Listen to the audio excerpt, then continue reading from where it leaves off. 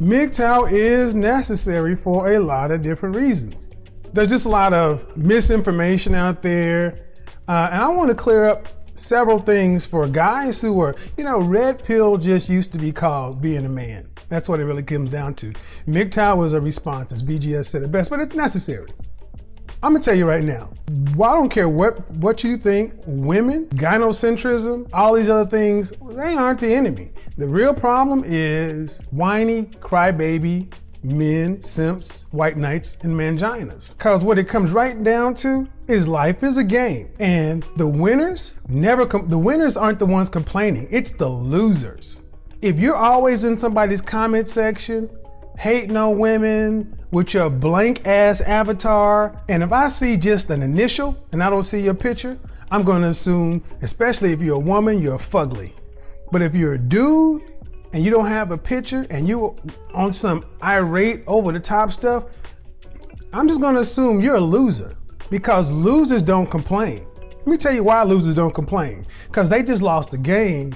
They just lost that point. They didn't lose the war. Players straight up win. Players win, win, win, win, win. Average whiner you see in the comment section, women are the enemy, we can't get ahead because of white supremacy and systematic, institutionalized racism, they would have packed it in and said, you know what, we lose. No, players find ways to win. That's the difference between a winner and a loser. A loser loses before the game is even over. A lot of you cats who are upset at women firing off in the comment section, talking crazy, you're a loser. You're a loser because the game isn't over. The game is your life. You ain't dead. You can do something. The guys who are hardcore MGTOW, I see a lot of them going at pickup artists and dating coaches and all this other kind of stuff in the comment section. But the people who run the channels, let's just be realistic. The people who run the channel whose faces are front and center tend to be the winners, whether they're on MGTOW or whether they're on the player side. And here's the thing, I don't care if you are a hardcore MGTOW, life is still a game. You need it. You need to get out there and deal with everything else. But how you play the game dictates whether or not you're gonna win or lose. A lot of cats today are just running around losing, and you're claiming MGTOW, you're claiming all these different things, you're claiming gynocentrism, white supremacy, all this other kind of stuff to justify or validate why you suck. I'm gonna say that again. You're holding on to red pill, MGTOW, white supremacy, gynocentrism, all these other buzzwords to justify and validate why you suck. If none of those things existed, you'd find another reason. Kittens are against us, the roaches are rebelling, the fleas are, you'd find a reason. Losers, quitters, people have always found a way to justify losing. Black men got this really bad. We have been history's losers in these states, but guess what? If you overweight, undereducated, don't care about your image or impression, don't care about how you come across, can't talk to anyone, can't communicate, speak like in Ebonics, you loser.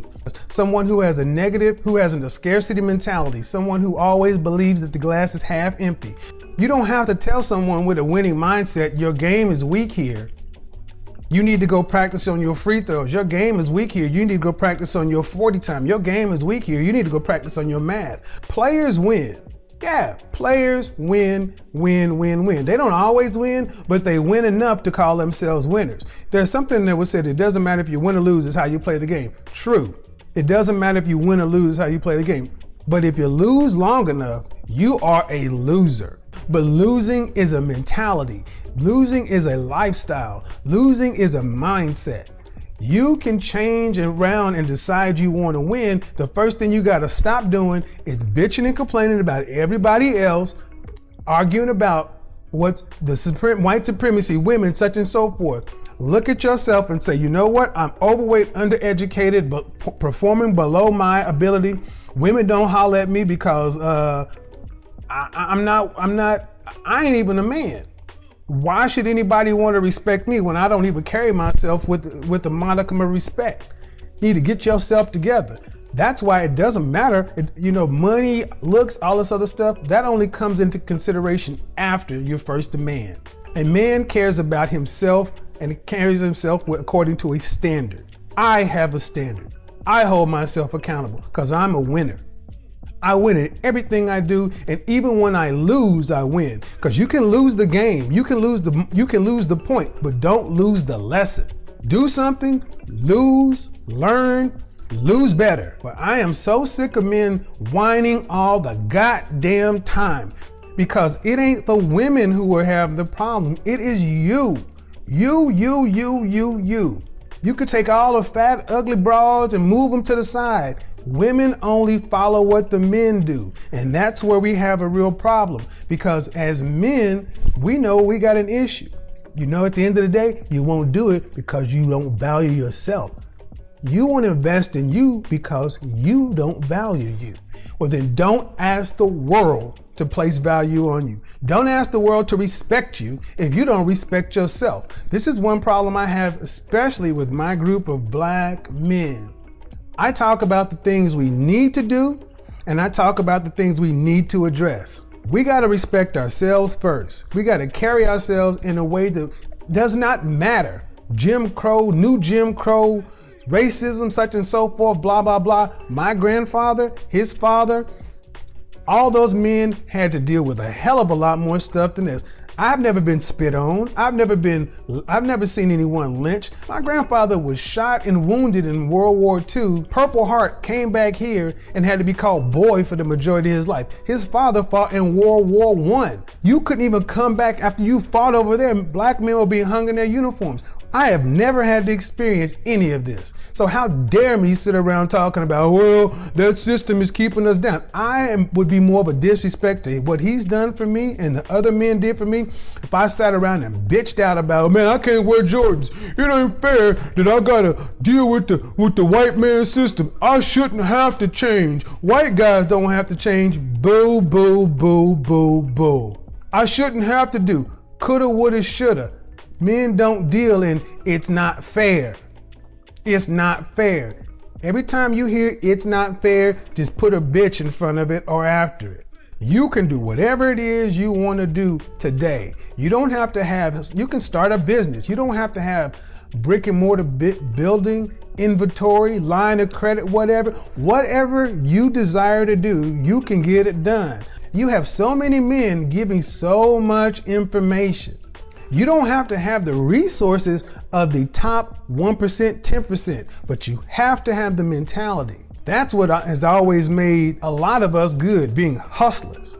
Hustlers, taking a dime and flipping it to 25 cents, taking some Kool-Aid, setting up, making a Kool-Aid stand, going to buy some blow pops at Sam's and flipping them at school to make some more money. Invest, flip it. That's what has made us good, because, you know, necessity is the motherhood of invention. We are good at doing a lot with a little. If we can make chitlins taste good, we can become successful. But we limit ourselves by the way we look at ourselves. Oh, that's going to require getting in there, rolling up your sleeves and competing. Because at this level, we're only competing with each other. At the next levels, we're competing with everybody, and they don't take any prisoners. When men are the best versions of themselves, the world is a better place. Men in general, when you look at yourself in the mirror and say, you know what? I'm not where I want to be today, but I'm going to do something about it. I'm going to start drinking more water, stop drinking so much soda or pop. I'm going to start doing some push-ups and sit-ups because I can't afford a gym membership. I'm going to go in there and make sure that I iron all my clothes to make sure they look good when I put them on. I'm going to wear Axe body spray because I can't afford a $400 bottle of Aventus. I'm going to make sure that the lines are tight on my face. If I decide to wear a style like this, I'm gonna make sure my beard looks a certain way. I'll make sure my fingernails are clean. I'm gonna make sure that my cuticles aren't all up here. I'll make sure that my breath smells good. You know what? Not a god doggone thing I said cost any money, and I just gave you 2 or 3 style points. Don't tell me you don't have the information. You don't have the backbone or tenacity. You don't have the fire to get it done. You don't have the will to succeed. That's your problem. It's not because you lack information, you lack desire.